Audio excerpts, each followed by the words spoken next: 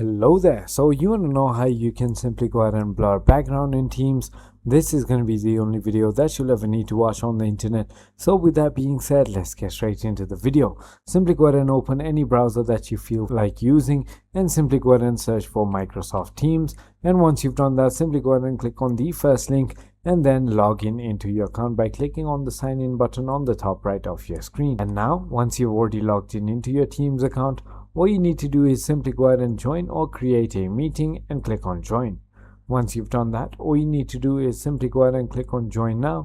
And now this is exactly where you can simply blur your background in Teams by clicking on more right over here and clicking on video effects and settings. Now click on standard blur. You can also click on portrait blur, but that is about it. Once you simply go ahead and click on portrait blur or standard blur, it's going to simply go ahead and blur your background. I hope this video was helpful to you. If it was, hit that like button and I'll see you on the next one.